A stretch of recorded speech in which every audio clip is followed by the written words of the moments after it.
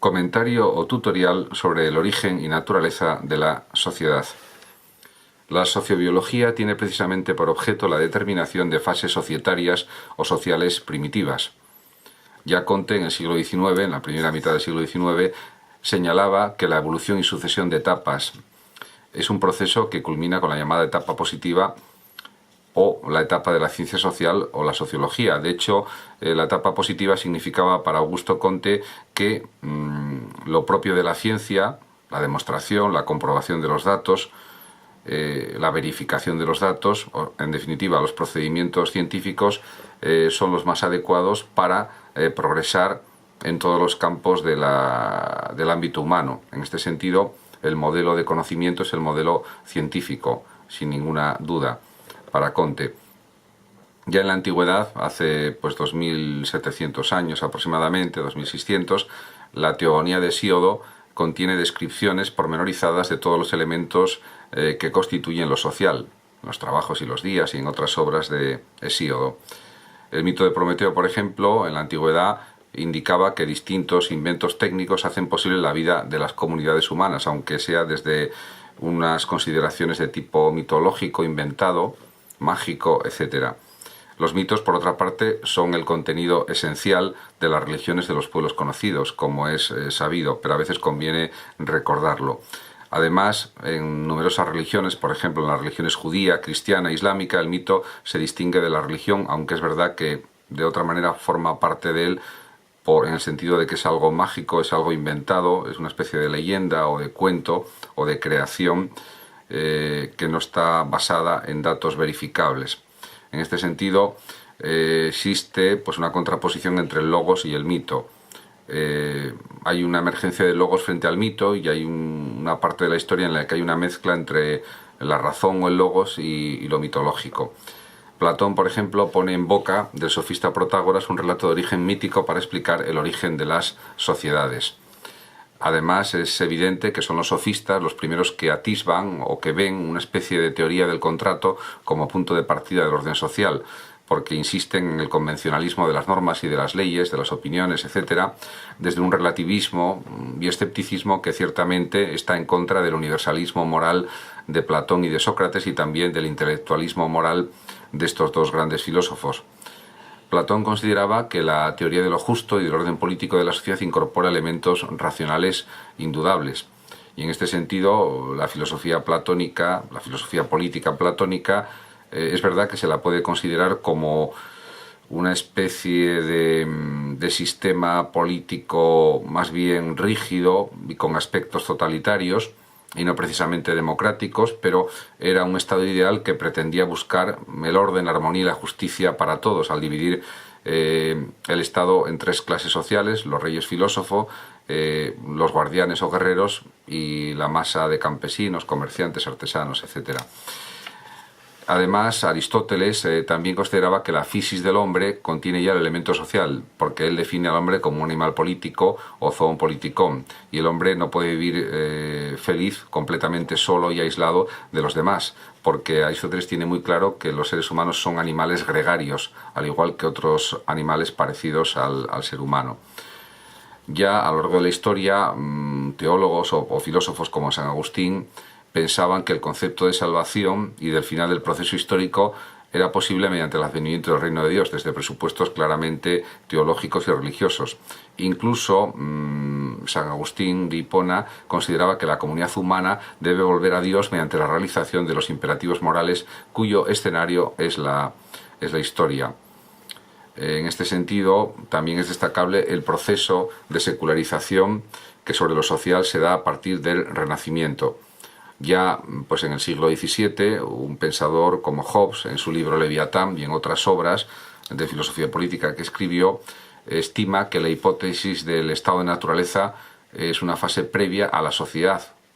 con el contrato, etc. Hobbes considera además que la ficción que permite explicar la máquina política mediante el pacto social o el contrato es lo que da lugar al Leviatán, que es una especie de estado monstruo que lo domina todo, que lo puede todo, que tiene el poder concentrado para el bien de toda la sociedad y para la justicia de toda la sociedad.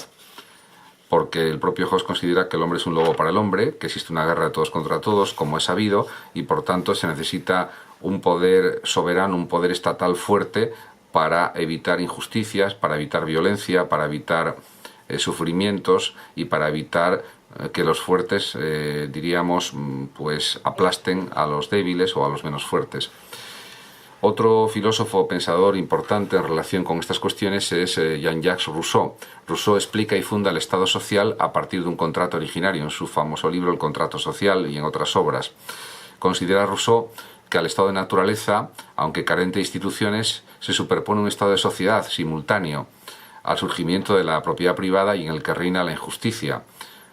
Porque claro, él parte de que en el estado de salvajismo, en el estado de naturaleza, el hombre es inocente, es bueno, la bondad natural que plantea Rousseau, cosa que es muy discutible. Y claro, que en el momento que alguien dijo que esto es mío y lo otro es de otro, etcétera, pues ya empezaron los problemas sociales, los problemas políticos y tal. De todas maneras, el propio Rousseau es consciente que tiene que haber una democracia, que tiene que haber un contrato político y social para formarse estados, más bien pequeños estados, a ser posible, como los que había en Suiza, precisamente en Ginebra, etcétera. Pero en todo caso, él pues es uno de los pensadores que influyó en el surgimiento de la Revolución Francesa, en los ideales de libertad, igualdad, fraternidad y en un Estado auténticamente democrático que rechace el poder absoluto, que rechace el despotismo ilustrado y que rechace la explotación de la monarquía en Francia, etcétera. Otro filósofo algo posterior a Rousseau es Hegel, que señala que es un pensador liberal, político, defiende el liberalismo político, aunque es verdad que también tuvo problemas con la censura prusiana, con lo cual su liberalismo habría que reducirlo un poco. Pero bueno, en todo caso, Hegel considera que el Estado aparecerá como el momento supremo de la objetivación del espíritu y cumbre del proceso. De hecho, hay una especie de divinización del Estado por parte de Hegel, porque además llegó a ser el filósofo oficial del Estado prusiano en Berlín, y en este sentido, aunque tuvo problemas con la censura prusiana por sus ideas políticas liberales, incluso alguno de sus escritos fue modificado por la censura, pero de tal forma que al final tampoco se redujo su mensaje político o sus ideas políticas quedaron eliminadas, al contrario, quedaron más bien reforzadas. En todo caso, está claro que Hegel propone una ciencia basada, por ejemplo, en la observación y la experiencia. Esto se puede aplicar también a la ciencia política, a la teoría política, a la filosofía política, por supuesto, y también a la sociología o al estudio de la sociedad. En la obra de Spencer, por ejemplo, Estática Social, Spencer propone, por ejemplo, una analogía o comparación entre las sociedades y los organismos. Spencer es un investigador, un pensador que considera que hay que atender a la democracia burguesa de corte occidental y también, en este sentido se equivoca, es fiel al etnocentrismo de sus predecesores. En Estados Unidos, por ejemplo, Morgan dividirá las sociedades en 3 periodos étnicos: salvajismo, barbarie y civilización. La obra de Morgan, por ejemplo, también tendrá una decisiva influencia en Engels y en Marx. Por otra parte, Comte, a mediados del siglo XIX, llamó estática social pues a la estructuración en categorías que suponen estadios presentes en toda la sociedad, y también estableció las nociones de rol social y de estatus o posición social. En cambio, un antropólogo como Levi Strauss,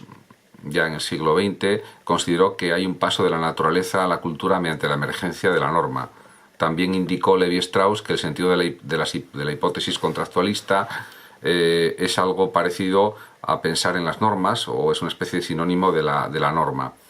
Y también cabe decir que Taylor considera que en las sociedades se daba una especie de estratificación parecida o análoga a la que se podría apreciar en las rocas. En cuanto a la etnología, la arqueología y otras ciencias, está claro que presentan hipótesis evolutivas, pero que dejan de lado el problema del origen de la sociedad, que puede estar sometido a numerosas discusiones, análisis, observaciones, investigaciones. El propio Fichte, por ejemplo, que fue un gran pensador idealista alemán, escribió alguna obra sobre el origen de la sociedad, y otros grandes pensadores